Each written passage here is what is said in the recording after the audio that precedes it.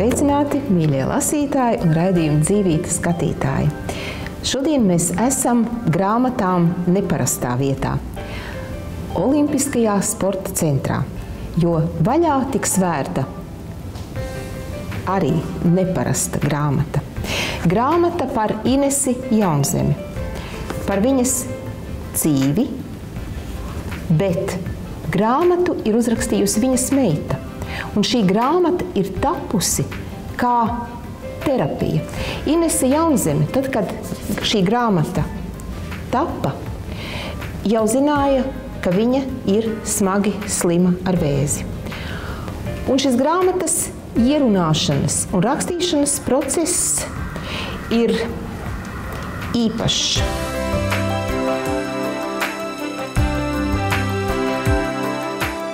Kāpēc šī bija tāda rakstīšanas terapija? Tādu informāciju es saņēmu, kad izrakstot vai izdziedot vai izgleznojot, izzīmējot kaut kādas savas emocijas, kas ir apraktas dziļi, un īpaši attiecas uz vēža slimniekiem, ka šādi cilvēki var dziedināties, jo it kā katra slimība mums nāk kā brīdinājums, ka kaut kas dzīvē nav tā kā pareizi izdarīts, ja kaut kādas emocijas ir nobloķētas un kaut kas tā kā ir nesaprast līdz galam, un kas slimīgi brīdinājums, lai mēs apstātos, paskatītos, kas ir nepareizi izdarīts, mēģinātu to izlabot un tad tālāk jau izdziedinātos un būtu veseli.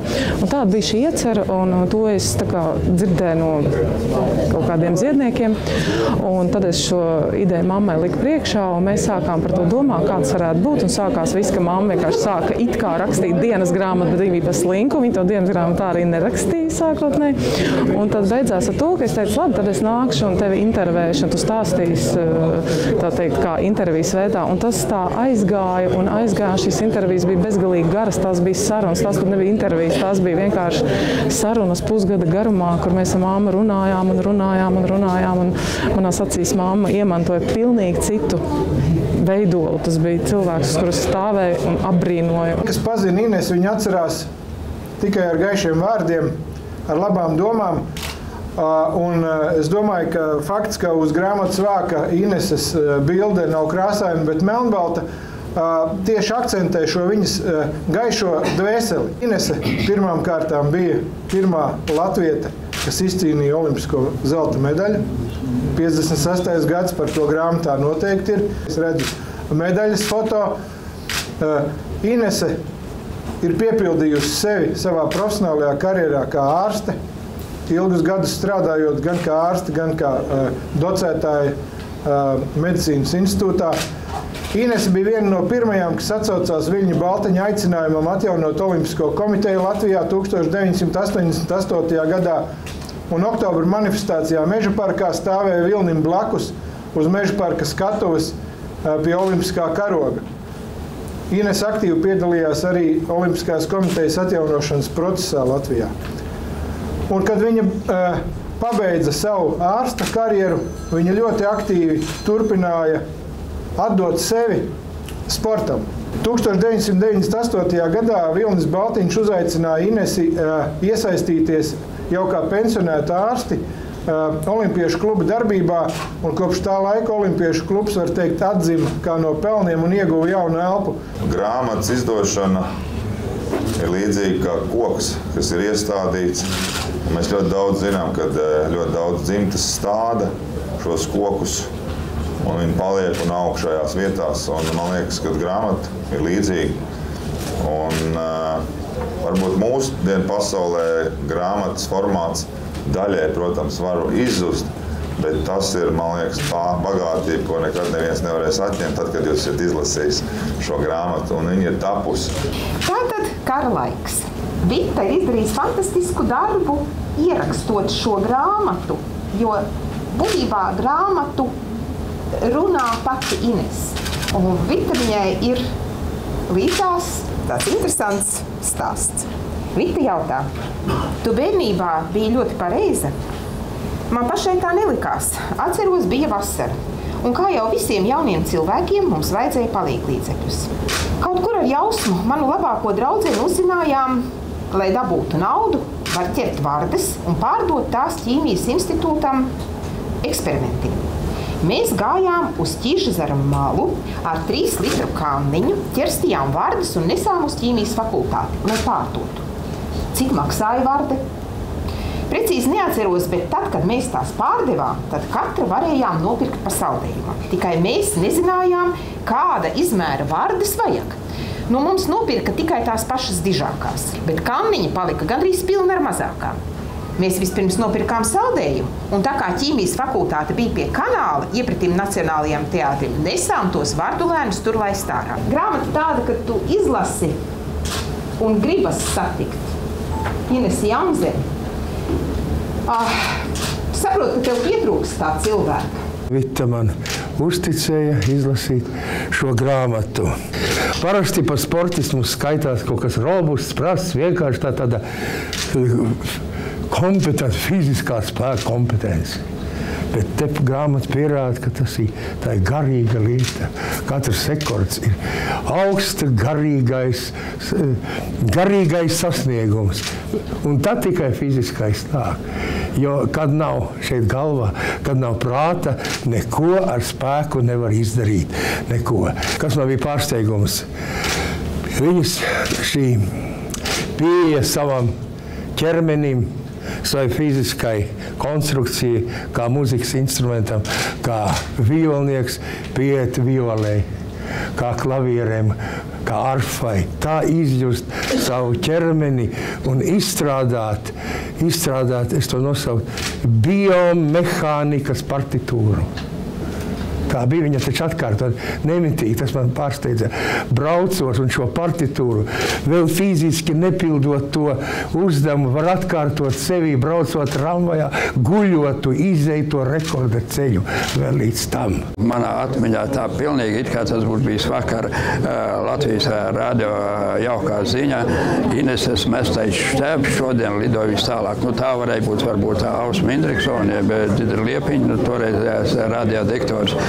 Tas, lai gan ir arī 60 gadi pagājuši, bet tas joprojām man šie vārdi ir tā dziļā atmiņā iespieduši. Tas vienkārši liecina, ka Ines faktiski bija tāds jauns zelgs. Ja tik ilgi mēs paturam atmiņā šādus notikumus. Toreiz man bija 12 gadi, un es esmu lauku zēns, un pat nevarēju iedomāties, ka man dzīvē iznāks vairāk kārt sadarboties, būt studentam, būt kolēģim ar Inesu Jaunzemi. Nu, tad nākošā tikšanās bija studiju gados, kur docente Inese Jaunzeme vadīja mums traumatoloģijas ciklu, gan lekcijas lasīja, gan nodarbības, arī vairākas nodarbības par traumatoloģiju. Un viņa arī prātā ļoti loģiski mūs mācīt. Ja? Un tagad ir aktualitāte atkal lielā vides sakopšanas talka pēdas. Kāda bija tā viņas iniciatīva? Tur tas tāds, kad viņa atbrauca no Nagano, un toreiz Antonio Samarančs, tātad SOK prezidents, aicināja visu pasaules olimpiešu piedalīties vides sakopšanas aktivitātēs un akcijās, un Ines to ņēma ļoti pa pilnu un pa nopietnu, atbrauc atpakaļ, un viņa bija Latvijas olimpiešu kluba prezidenta, un es paralēli tam sāku tādas mazas talkas organizēt, un mēs sapratām, ka pie kluba kaut kam var būt, un tad radās šī ideja sākt, tas bija mammas ideja šo projektu, šīs talkas nosaukt par pēdām. Tā ir mammas ideja, bet tad tālāk mēs kopīgi to darījām. Bija šīs projekts pēdas talkas, kuras, manuprāt, rehabilitēja talkas Latvijā tajā laikā 2002. gadā. Talkas nebija īpaši populārs. Un tad, kad sāka nākt jau visi olimpieši un slavenības un sportisti, tad kaut kā tas aizgāja savādāk, un studenti un skolēni sāk uztvert to savādāk. Manuprāt, ja nebūtu tas sākums bijis, diez vai tagad šī lielā talka būtu tik sekmīga, kāda viņa ir. Un tagad grāmatu jaunumi. Veģetārieša bībele. Nopietna, liela grāmata.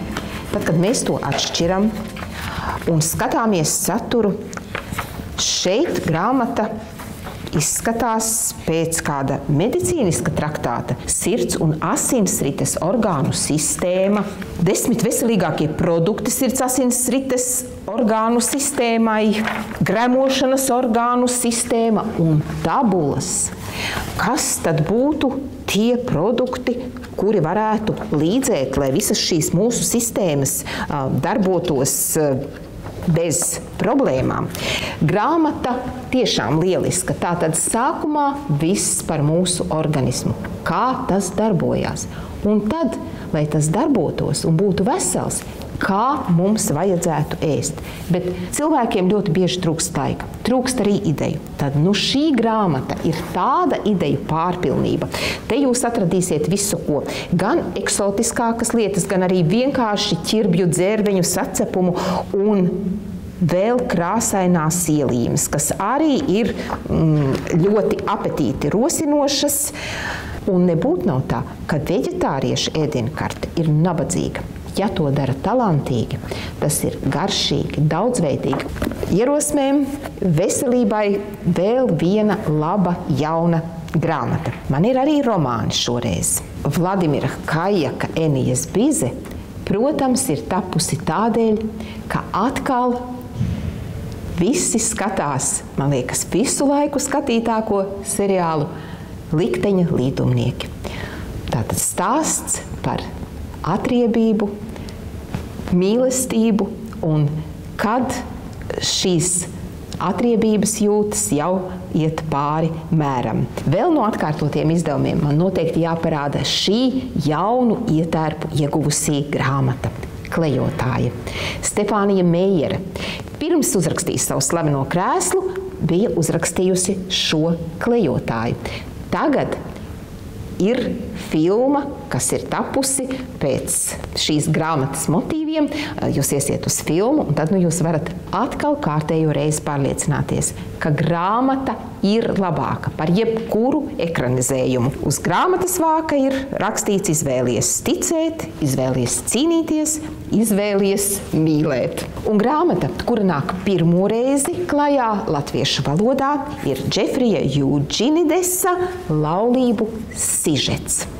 Grāmata, kuru es lasīju manuskriptā un lasīju tiešām pa naktīm. Man ļoti patika šī grāmata. Nopietnas, labs romāns. Galvenā varone Madlīna ir studente, kura studē filoloģiju, un viņas diplomdarbs ir par laulību sižetu grāmatās, literatūrā. Un paralēli šim viņas studijām, studentu dzīvēm tiek risināti arī jauki filozofiski dzīves jēgas jautājumi, un tad studenti dodas lielajā dzīvē. Un nevelti grāmatas sākumā ir teikums, kurš varbūt raksturo grāmatas tādu dziļāko filozofisko domu. Cilvēki nekad neiemīlētos, ja nebūtu dzirdējuši citus runājam par mīlestību. Tad grāmata laba, nopietna, no sirds iesaku izlasīt. Un tas nav tikai mans personiskais vērtējums. Autoram jau ir piešķirta Pulicera balva, un varbūt daudzi no jums jau ir lasījuši Middleseksu, tātad jūs jau zinat šī autora smalko, talantīgo rakstības stilu. Un vēl divas grāmatas, kuras nāk klajā otro reizi Latvijā, šoreiz sērijā Piedzīvojumu romāns. Tas ir Henrijs Raiders Hegards, Ķēniņa Zālamana raktuvis un Daļā Margarēta. Talantīgais angļu rakstnieks Henrijs Raiders Hegards 19. gadsimtā dodas uz Dienvidāfriku. Tur ir īstas cīņas ap dimantiem, dimantu raktuves, un piedzīvojumu šeit netrūkst. Kad iznāk viņa romāns, tas acu mirklī kļūst par tā laika bestselleru. Bet Daļā Margarēta ir veltīta laikam 16. gadsimtā. Šeit būs gan karaļu cīņas, gan inkvizīcija, gan, protams, kā jau to norāda nosaukums, būs arī mīlestība. Un tiem, kas ir lasījuši Montesumas meitu, es gribu atgādināt, ka arī to ir uzrakstījis šis pats autors Henrijs Raiders Hegards. Šoreiz man pavisam maz ir grāmatas bērniem, bet man ir viena, kas varbūt atsver vairākas grāmatas, un tā ir Sārtveidzīte burvīgā zemeņu feja. Uzlīmes un uzdevumi ir arī klāt šai grāmatai. Šī grāmata noteikti palīdzēs bērniem lasīšanas procesu padarīt interesantu. Šeit ir uzlīmes. Grāmatiņas beigās ir dažādi uzdevumi, ko mēs varam risināt, kad grāmatiņa ir izlasīta. Bet pati grāmata ir absolūti neparasta. Šīs te zīmītes atvieglo bērnam lasīšanu. Tad nav jāizlasa vārds, bet ir jānosauc, kas ir redzams attēlā. Turklāt grāmatiņas beigās ir arī vārnīciņa, jo, piemēram, ezītim ir vārds, vai konkrētajai fejai ir savs vārds. Ja tā ir vienkārši feja, vai tā ir zemeņu feja, šajās te zīmītēs ir atšķirība. Tātad burtiņi lieli. Mēs lasām tekstu un sakam, ja, taurinīši lidinās virs zāles vai virs pļavas. Paskatāmies vārnīcā, kā ir pareizi. Tātad lasīšana, kas ir interesanta. Un tad, kad grāmata ir izlasīta, var izpildīt uzdevumus, uzlīmēt uzlīmītes un ar prieku konstatēt, ka pats lasīšanas process jau ir kļuvis raitāks. Beigās gribu parādīt grāmatu, kura ir viena un tā pati grāmata, tikai vāki dažādi, tā teikt, dažādām gaumēm. Bet grāmata ir par ziediem. Un Zvaigznē jau ir iznākusi grāmata Ziedu valoda, kas ir romāns, un ir Ziedu valoda, kas ir ziedu nozīmes skaidrojumi. Tad šī grāmata lieliski iedarās tajā ciklā, jo te ir ziedi, ir dzeja, un ir ziedu nozīme izstāstīta. Tā kā, ja jūs veidojat ziedu pušķus, tad jūs noteikti ar to pušķi kaut ko varat pavēstīt tam, kuram jūs šo ziedu pušķi, vienu ziedu dāvinat. Ir aforismi par ziediem. Pati grāmata ir lieliska dāvana, un, ja mēs atveram šo te grāmatas sākuma lapusi, šeit ir sniegpulkstenīši. Un var izlasīt, ka sniegpulkstenītes ziedu valodā mierinājums, cerība un mīlestība no pirmā acu skatiena. Tā kā jaukas dāvanas, un tagad ekspres konkurss. Kurā gadā Inese Jaunzeme kļuva par olimpisko čempioni un atveda mājās zelta medaļu? Un nākamajā raidījumā mēs tiekamies atkal Dzīvītes studijā, kur viesos būs Vladimirs Kajaks.